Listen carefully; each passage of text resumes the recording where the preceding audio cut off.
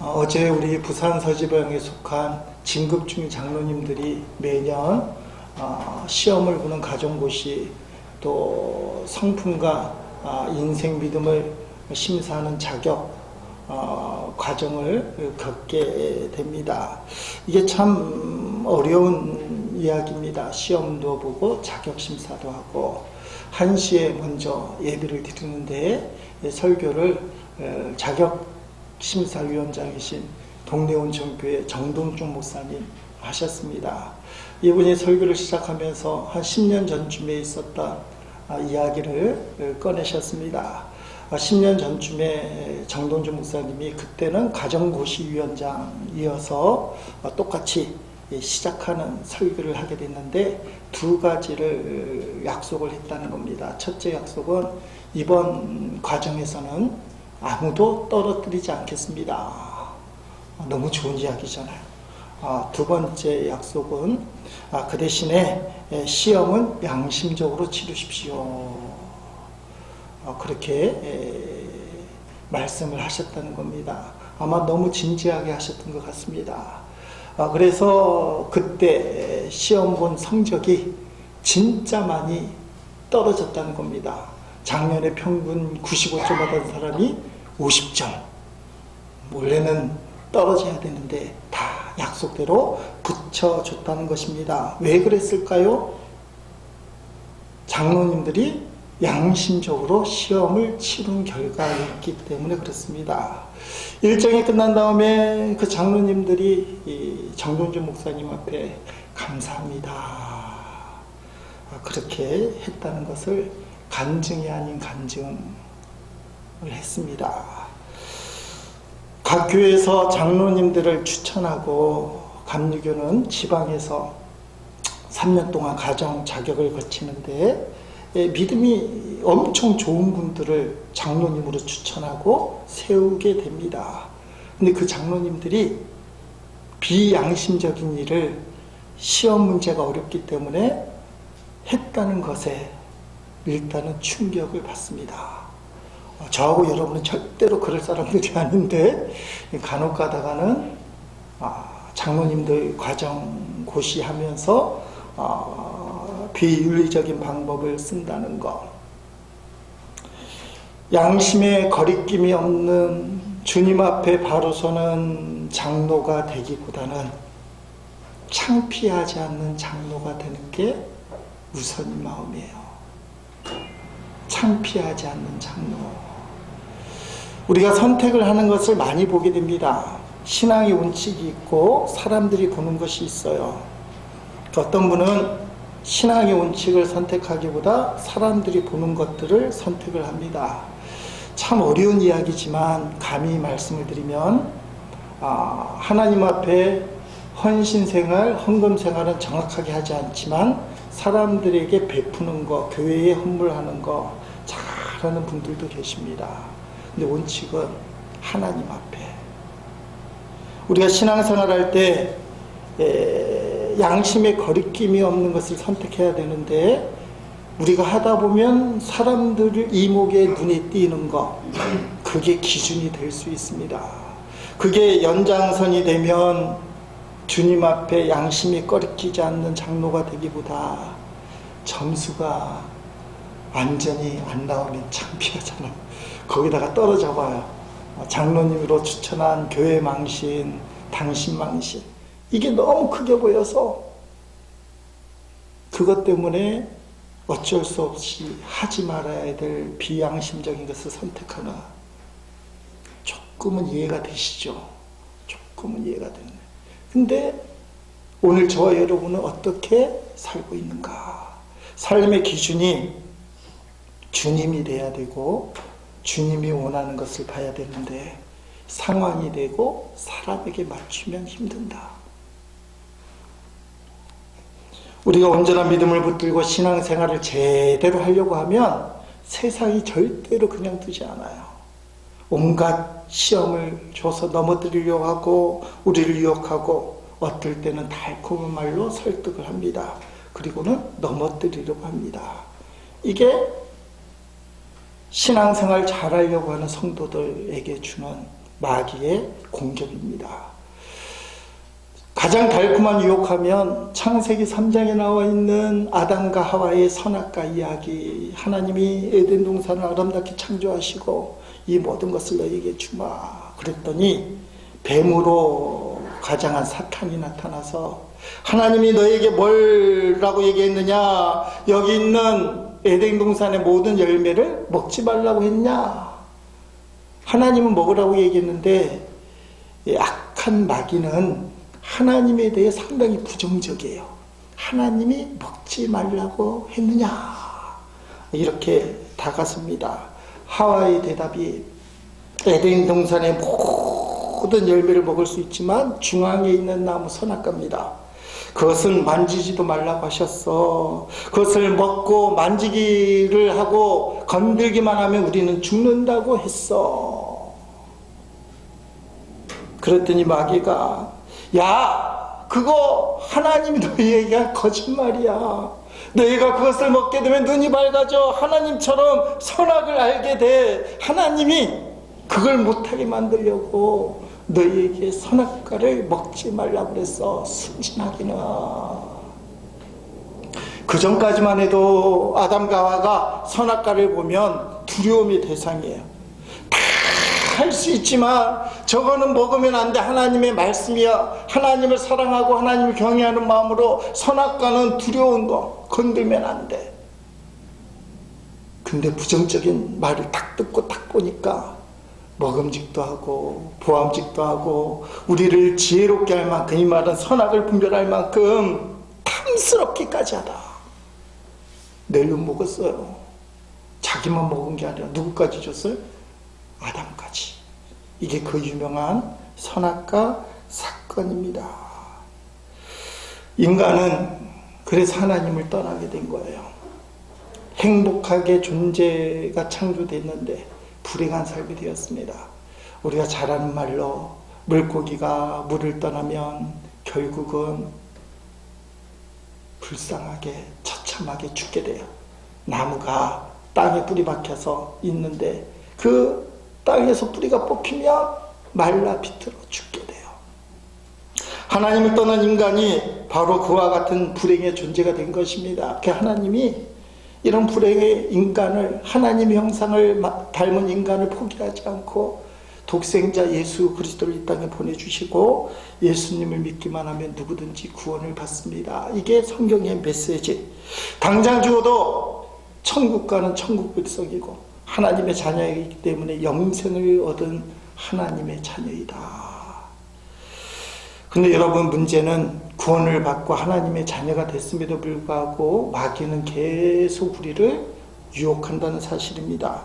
타락시키고, 우리는 분명한 행복한 존재인데 불행한 존재로 지음받은 것처럼, 우리는 천국을 향해 가는 삶인데 날마다의 삶이 지옥인 것처럼. 그래서 예수 믿는 사람들이 구원을 받으면 살겠어 그래야 되는데 마치 지옥을 향해 가는 사람들처럼 죽겠다.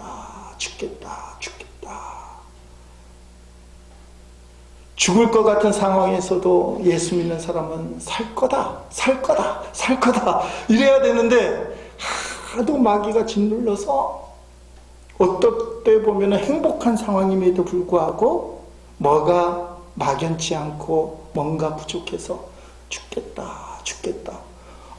이 집사님 그 정도면 행복해야지 왜 죽겠다 그래요? 욕이 없잖아요. 그렇게 얘기하는 거예요. 왜 그렇다고요? 마귀에게 속기 때문에. 그래서 하나님은 풍성하게 채워주시려고 하는데 거기에 구멍을 내서 바람을 다 빼요. 무슨 말로 바람을 빼느냐? 따라합시다. 죽겠다.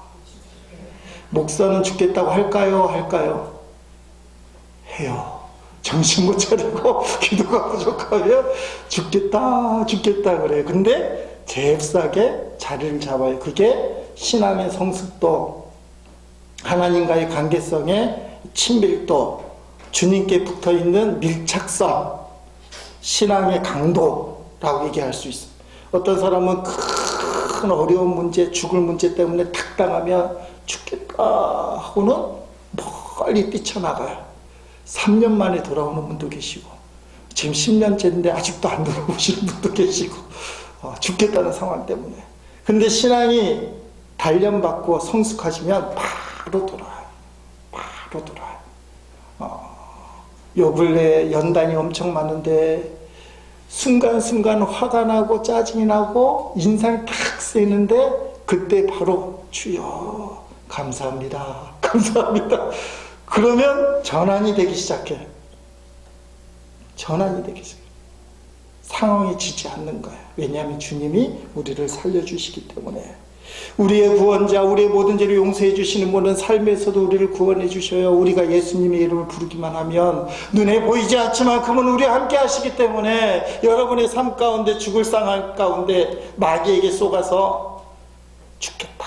그러면 주님이 힘쓸 방법이 없지만 주님 살겠습니다. 주님 제가 주님 믿습니다. 주님 나는 행복합니다. 예수님의 이름으로 승리할 것입니다. 어떤 상황 속에서도 어떤 공격을 받더라도 나는 예수님의 이름으로 나의 삶을 감사하다고 선포하고 나를 유혹하는 마귀를 대적하겠습니다. 요새 옛날같이 내 마음을 괴롭히는 악한 마귀야 내 마음에서 떠나가라 이렇게 기도하는 분들은 극히 드문 시대예요. 그래서 어떻게 기도해야 되냐면 따라합시다. 나는 행복을 잃지 않을 거야. 하나님이 우리를 행복하게 하기 위해 생명을 주셨으니 나는 행복을 잃지 않을 거야. 나는 지금 죽어도 천국 간 하나님의 백성이야. 나는 생명을 가진 자야. 나는 죽음의 세력에 넘어가지 않을래. 어떠한 죽음의 공격이 와도 예수 그리스도의 보혈 아래 있는 나는 주님이 지켜주셔. 그러니 나는 행복한 사람이야. 나는 행복을 뺏기지 않을 거야. 예수의 이름으로 결박하는 거야. 그게 결박하는 거야. 어떤 분들은 이것도 힘들면 주님 감사합니다. 이렇게 따라합시다. 주님 감사합니다. 밑도 끝도 없이 주님 감사합니다. 그러면 한 발자국 떼기 시작해요. 근데 마귀는요 지금도 그렇게 역사하고 에덴에서도 그렇게 역사하는데 출애굽에서도 똑같이 해요.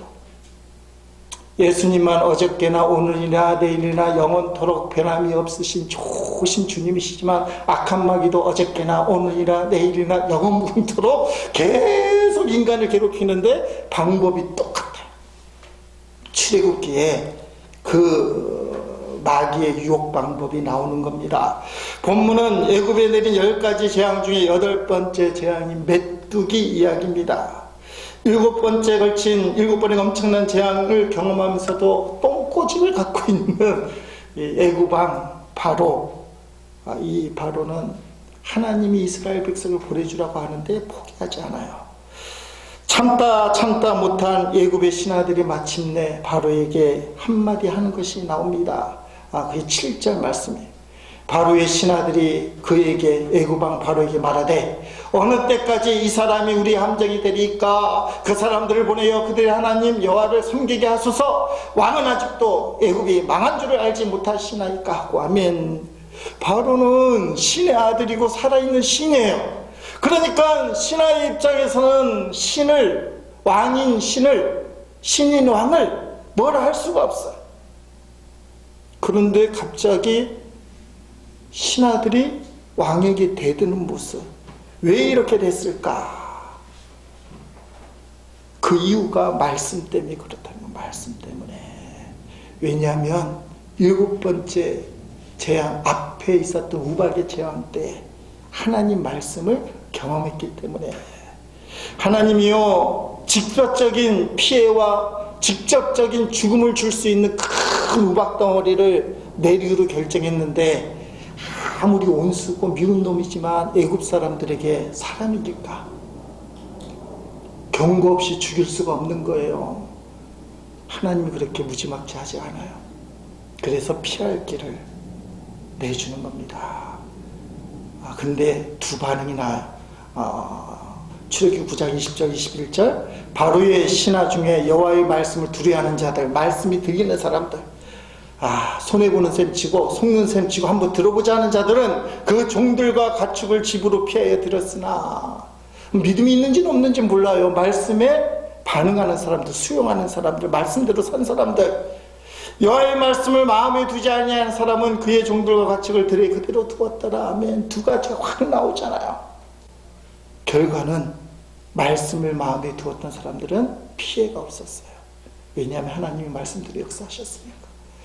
근데 말씀을 들으면서도 하나님이 계시다고, 하나님 계시면 한번 해보세요. 이상한 혈기, 고집. 우리 같으면 속는 셈 치고라도 한번 해볼 텐데, 이상한 고집. 주변에 그런 사람 있잖아요. 특별히 가족 중에, 부부 중에. 다 들어주는데 교회만 가자고 하면 안 들어줘. 화까지 내면서. 희한해요. 영적 전쟁이라고도 하지만 하여튼간 뭔가 있어요. 저렇게 말 들으면 속는 셈 치고 해볼만 하잖아요. 안 해요. 그래서 죽어요. 손해를 봐요. 희한한 현상이에요. 말씀이 귀에 들리고 그것을 받아들인 사람은 하나님의 보호의 역사가 있어요. 왜냐하면 하나님의 언약이니까. 신앙생활 하다 보면 저렇게 악랄하고 개떡 같은 사람이 복을 받지? 악랄하고 개떡 같아도 말씀을 듣고 순종하면 복을 받아요. 천사표예요. 천사표. 법 없이도 사는 사람이에요. 너무 훌륭한 사람이에요. 근데 지지리도 궁상받고 힘들어해. 잘은 못하지만 원인 중에 하나가 말씀에 반응이 없을 때. 말씀의 역사는 그 사람이 착하고 악하냐, 잘 사냐 못 사냐가 아니라 딱 한 가지, 말씀대로 순종하느냐 순종하지 않느냐. 사형수같이 악한 사람이랄지라도 말씀을 수용하면 그는 살아요. 천사 같은 사람이라도 말씀을 거부하면 죽어요. 이게 성경의 원리예요. 그러니 말씀을 듣는 것, 이게 얼마나 중요한지 몰라요. 말씀을 듣는 것. 어제 가정장에 갔는데 다른 교회 이야기를 하는 겁니다. 이번 지방회 때 성경 통독, 성경 필사, 그 사회평신도부에서 시상을 하는데 어떤 교회 이야기를 하는데 매년 10년이 되면 5일 동안 성경 통독을 합니다. 요새는 어떻게 하냐면 성경을 빨리 읽는 낭독을 들어요. mp3나 인터넷 프로그램. 그러면 빨리 읽으면 눈으로만 따라가면 돼요. 그걸 5일 동안 하는 거예요. 아침부터 저녁까지 5일 동안 하면 성경 통독을 한번 딱 하고, 그래서 새해를 말씀을 일독하고 시작한다. 옛날엔 그게 참 우습게 보였어요. 근데 지금은 저렇게라도 해야 되는 시대. 목사님들도 성경을 참 안 읽어요. 너무 답답한.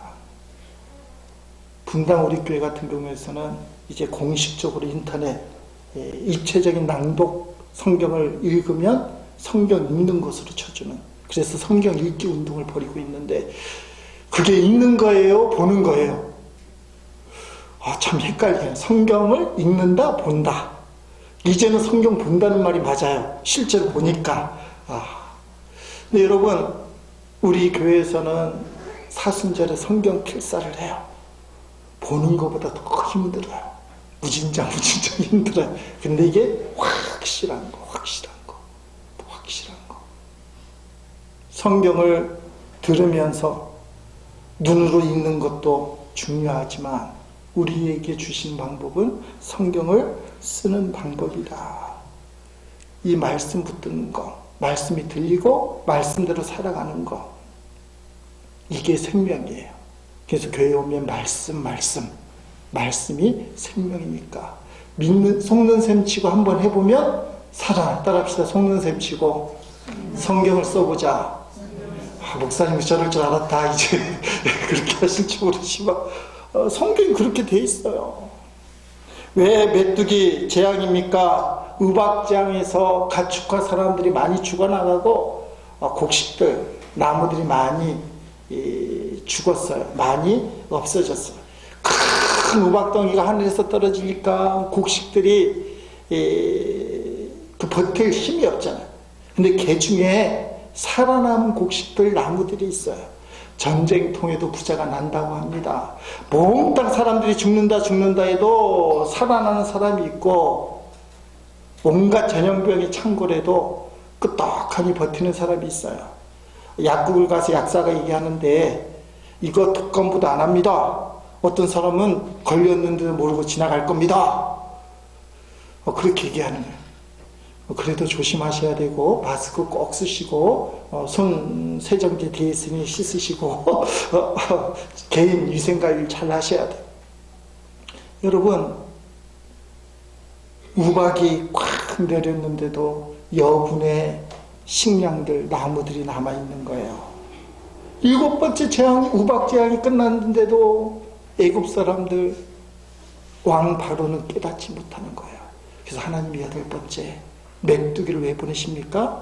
남아있는 곡식들을 완전히 갉아먹는 거예요. 엄청난 수의 메뚜기들이 남아있는 곡식들에게 달려들어서 다 갉아먹는 것입니다. 이것을 모세가 경고를 하고 신하들이 제발 정신 좀 차리라고 바로에게 그렇게 얘기를 하니까 바로가 이런 반응을 하게 됩니다. 어떻게 보면 제안이라고도 하고 타협할 수도 있는 내용인데, 오늘 보면 10절, 11절 말씀에 보면 세 번역으로 이렇게 기록되어 있습니다. 바로가 그들에게 호통쳤다. 그래, 어디 다 데리고 가봐라. 너희와 함께 있는 너희의 주가 나를 감동시켜서 너희와 너희 아이들과 함께 보내게 할 것 같으냐? 어림도 없다. 너희가 지금 속으로 악한 음모를 꾸미고 있음이 분명하다. 그렇게는 안 된다. 가려면 너희 장정들이 나가서 너희의 주에게 예배를 드려라. 너희가 처음부터 말한 것이 그것이 아니더냐? 이렇게 해서 그들은 바로 앞에서 쫓겨났다. 장정들, 어른들만 가라는 겁니다. 이건 자식들을 안 보내는 건데, 자식들을 볼모로 딱 잡아두면 누가 못 갈까요? 3살짜리 어린 아들 놔두고 엄마가 못 가는 거잖아요. 엄마들이 못 가고, 엄마하고 자식이 없으면 아빠가 저 멀리 예배드리러 갔다가 돌아올 수밖에 없어요. 그러니까 이 속셈은 이스라엘 백성을 놓아주지 않겠다. 마귀가 이만큼 성도들을 안 놔주려고 그래요. 그러니까 신앙이 얼마나 중요한지, 그리고 얼마나 강해야 되는지 웬만큼 해서는 안 되는 거예요. 근데 이런 바로의 유업과 타협은 그전에도 있었습니다. 8위 때 재앙, 4번째 재앙 때 출애굽기 8장 25절 말씀 보니까 바로가 이렇게 얘기합니다. 모세와 아론을 불러 이르되 너희는 가서 이 땅에서 너희 하나님께 제사를 드리라며, 이 땅에서, 애굽 땅에서 우상 숭배가 허용이 되는, 꼭 너희가 원하는데도 저 멀리 갈 게 뭐가 있냐, 이 땅에서. 이 말은 혼합주의. 우리가 섬기는 것처럼 하나님이라고 부르고 하면 되잖아. 우리하고 똑같이 해. 만약에 이 땅에서 유별나게 하나님 섬긴다고 하면 애굽의 주인들이, 노예들이 그렇게 하는 걸 그냥 놔두겠어요? 야, 꼭 그렇게 할 필요가 뭐가 있어? 니네가 아무리 그렇게 해봤자 니네 신은 노예의 신이야. 우리는 부자, 주인의 신이야. 어떤 신이 힘이 센 것 같아? 우리 신처럼 해. 그렇게 말하는 거야. 혼합해서 하라. 속셈이 그거예요. 모세에게 안 통하잖아요. 그랬더니 이제 바로가 2번째 제한, 적당주의 28절에 가니까 바로 이르되 내가 너희를 보내리니 너희가 너희 하나님 여호와께 광야에서 제사를 드릴 것이나 너무 멀리 가지는 말라. 그러즉 너희는 나를 위하여 간구하라며. 나를 위해서 바로가 기도를 요청하는 걸 보니까 하나님을 의식하고 어떤 부분에서는 믿음이 있는 것처럼 보입니다. 그러나 이건 진짜 믿음이 아니에요. 하나님을 배신하는 믿음이에요. 오늘 본문에도 보니까 결국은 메뚜기 재앙이 생겨났고 바로가 회개하는 것처럼 그렇게 보이지만 이건 가짜예요. 가짜. 귀신도 하나님을 믿고 떤다고 야고보서 2장 19절에 얘기해요. 저는 이해를 못해요. 아니, 귀신들 어떻게 하나님을 믿어요? 그냥 하나님을 의식하고 알고 있다고 얘기하지 그것을 어떻게 믿음이라고 표현합니까? 이게 내 주장이에요. 성경이 귀신들도 하나님 믿고 떤다고 하니 그런 믿음이 실제로 존재한다는 거예요. 난 그게 믿음이 아니라고 생각하고 싶지만 그게 믿음이라는 거예요. 이건 더 우리에게 도전이 됩니다. 하나님 믿는데 귀신 같은 믿음이 있어요. 귀신 같은 믿음. 옥스퍼드 주석은 이렇게 해석합니다. 야고보는 하나님의 뜻을 행하지 않고 오직 하나님의 존재에 대한 믿음만을 가지고 있는 것은 멸망할 귀신들이 가진 것과 전혀 다를 바 없는 헛된 믿음임을 지적한다. 하나님을 믿고 떠는 그 귀신들의 믿음은 헛된 믿음이라는 거예요. 하나님의 존재만 의식하지 반응하지 않아요. 두려워하지 않아요. 더더구나 말씀에 순종하지 않아요. 바로가 지금 그렇게 하고 있어요. 기도해달라고 요청도 하지, 오늘 본문에 보니까 회개 기도도 하지. 근데 하나님을 끝까지 대적하는 믿음, 귀신들의 믿음, 헛된 믿음, 결국은 장자의 죽음이라는 멸망할 때까지, 10번째 재앙 때까지 믿음이 있는 것처럼 보이지만 그대로 가는 것. 오늘날 강단이, 교회에서 선포하는 말씀의 강단이 많이 달라진 거 느끼시죠? 극동방송이나 기독교 방송에 가면 무조건 예수 믿으면 구원받습니다라는 말을 이제 못하는 시대가 됐어요. 왜냐하면 무조건 예수 믿고 구원받는 사람들이 개떡같이 살아서 하나님의 영광을 가리고 복음의 문을 가리고 우리 스스로를 자괴감에 들지로 비참하게 만드니까. 그러면 이게 문제가 있다.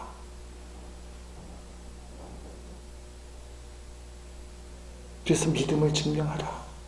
믿음이 되게 하라. 아주 유명한 말, 성경에 밑줄 긋지 말고 내가 이렇게 살겠습니다 긋지 말고 너의 인생을 성경이라는 그 말씀이 밑줄을 긋도록, 너 말씀대로 오늘 살았구나, 성경이 나의 삶을 밑줄 긋게 하라. 진짜 구원받는 사람은 그렇게 산다라는 것입니다. 세상은 지금도 우리에게 적당히 믿으라고 그래요. 적당히. 멀리 갈 필요가 뭐가 있냐, 그렇게 교회 다닐 필요가 뭐가 있냐, 그렇게 예수 믿을 필요가 뭐가 있냐. 혼합주의와 적당주의. 그리고 오늘 본문에 나오니까 자식과 상관없이 가라는 거예요. 너 자신만 있으면 네 마음대로 살아봐, 니네만 가. 이기주의. 너무 가슴이 아파요. 어떻게 되든 상관하지 말고, 자식과 상관하지 말고 네 마음대로 해봐. 바로는 지금 돌아올 것을 예상하고 이렇게 얘기하지만 마귀는 실제로 우리에게 그렇게 얘기해요. 너 하나님이 맡겨주신 가족들 상관하지 말고 네 마음대로 해봐. 심하게 얘기하면 하나님을 핑계로 가족을 무시해요. 어느 세미나 테이프에서 조영기 목사님 이야기인데, 40대 잘 나갈 때 어떤 그 중년 남자가 찾아와서 제가 무보수라도 교회를 섬기겠으니 전도사로 써주십시오. 오, 참 좋은 얘기잖아요. 무보수라도 와서 교회를 섬기겠다. 조영기 목사님이 당시에 장가는 갔어. 근데 부인도 있고 자식도 3명 뭐 있습니다. 그러면 처자식은 어떻게 하려고요? 하나님이 책임져 주시고 우리 집 사람이 일을 해서 다 살만합니다. 조용히 목사 인상을 탁 쓰고 처자식부터 먹여 살리고 오시오. 처자식부터 먹여 살리고 오시오. 여러분, 하나님이 정말 원하는 게 무엇이냐? 오늘 본문에 보면 자식들을 남겨두고 니네만 가라는 거예요. 니네만 가라. 우리가 사는 사회가 지금 자식을 버리는 부모 때문에 너무 가슴이 아프잖아요.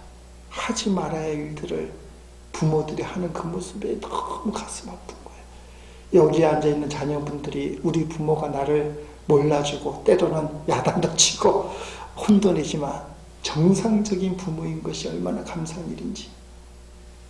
정상적인 부모. 근데 지금 그게 무너지는 시대예요. 여러분, 가족을 포기해서는 안 됩니다. 신앙생활도 열심히 해야 되고 가족도 열심히 섬겨야 돼요. 그게 주님의 뜻이라는 겁니다.